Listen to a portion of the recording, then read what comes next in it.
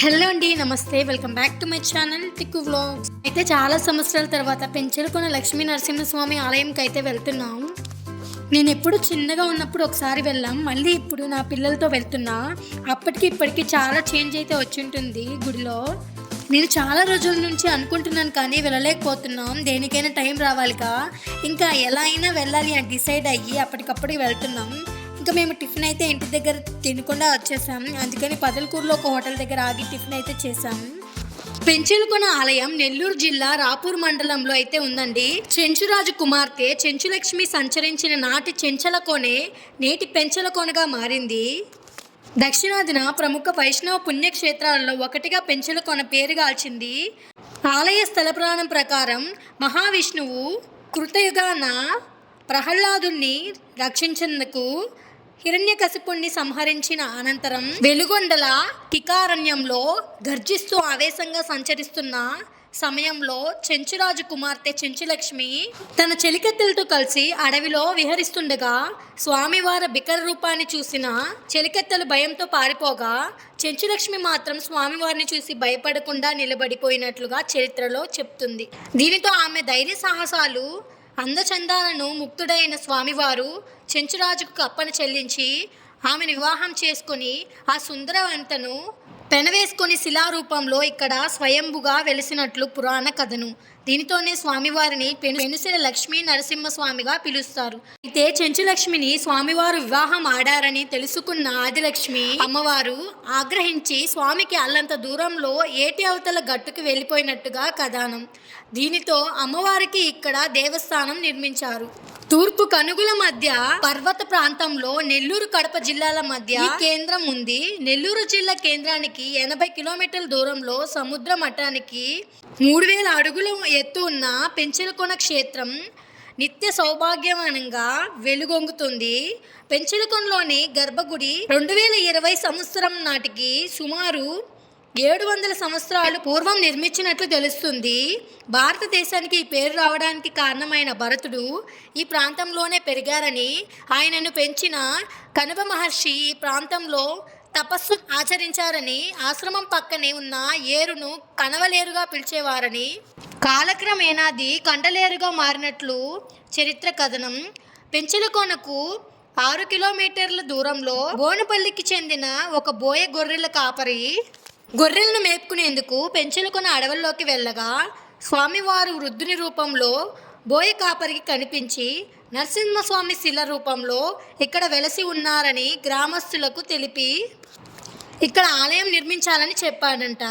వెనక్కు తిరిగి చూడకుండా వెళ్ళాలని స్వామి అతనును ఆదేశించగా కాపరి సరే అని కొద్ది దూరం వెళ్ళిన తరువాత వెనుతిరిగి చూడటంతో స్వామి శిలగా మారినట్లు ఈ ప్రాంతవాసులు చెప్తుంటారు. విషయం తెలుసుకున్న గ్రామస్తులు స్వామివారికి దేవస్థానం నిర్మించి పూజా కార్యక్రమాలు నిర్వహిస్తుంటారు. 1959వ సంవత్సరంలో ఈ దేవస్థానం దేవాదాయ శాఖ ఆధీనంలోకి వచ్చింది. అప్పటి నుండి పెంచలకొన దినదినాన అభివృద్ధి చెందుతుంది.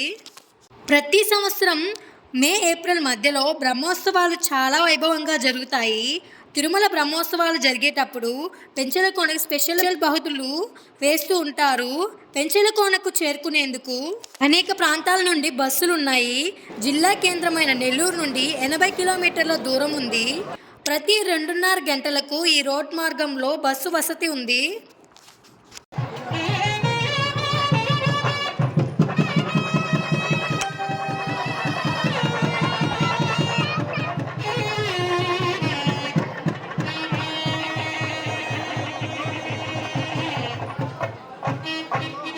ఆ నరసింహస్వామి దర్శనం అయితే అయిపోయింది.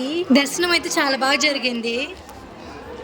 నెల్లూరు నుండి పొదలకూరు ఆదురుపల్లి మీదుగా 40 కిలోమీటర్ల రోడ్డు మార్గంలో ప్రయాణం చేయవచ్చును. పెంచలకొన ఆంధ్రప్రదేశ్ రాష్ట్రం నెల్లూరు జిల్లా రాపూర్ మండలంలోని శ్రీ పెనుసిల లక్ష్మీ నరసింహస్వామి ఆలయం ఉన్న దివ్యక్షేత్రం.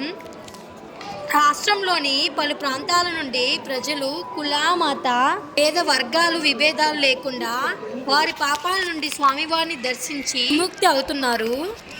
పెంచలకొన దేవస్థానం నుండి 2 కిలోమీటర్ల అడవిలో వెళ్తే వాటర్ ఫాల్స్ని చేరుకోవచ్చు. చుట్టూ పెద్ద కొండలు, పచ్చని చెట్ల మధ్య శ్రీ పెనుసిల లక్ష్మీ నరసింహస్వామి వారి దేవాలయం చాలా ప్రశాంతంగా ఉంటుంది.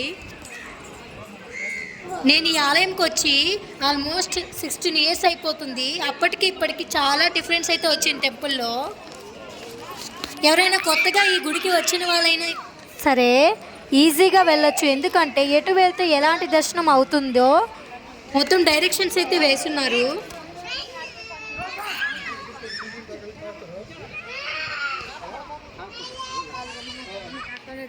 తన్ని పడతారు కూర్చొని గుమ్గా.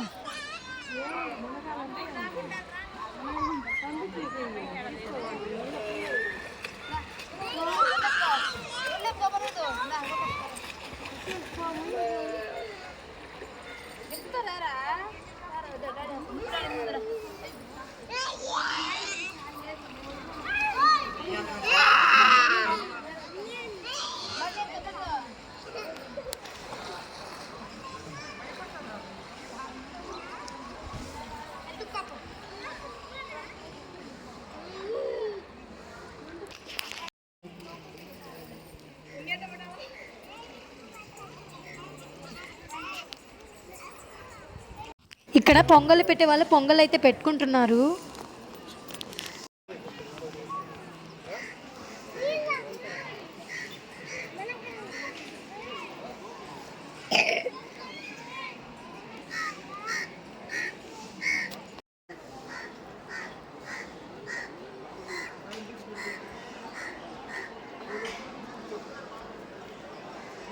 మేము కార్తీక మాసంలో వెళ్ళాము. ఇంకా మేము అనుకోకుండా వెళ్ళాం కదా, దీపం పెట్టాలనే ఆలోచన కూడా నాకు రాలేదు. ఇంకా అక్కడే దీపం కొనేసి దీపం అయితే పెట్టాను. ఇక్కడేమో ప్రసాదాలు కౌంటర్ అనమాట. ఇక్కడేమో ప్రసాదాలు తీసేసుకొని మా పిల్లలు మేమైతే కొన్ని పిక్స్ అయితే దిగాం.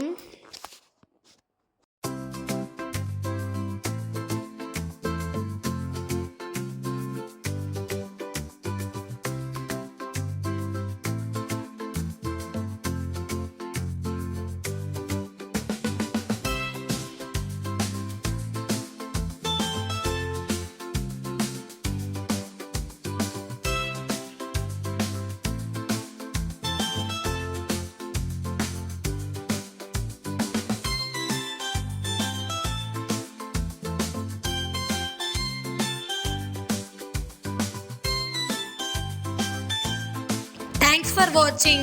For more interesting videos, please like, share, comment and subscribe to our channel.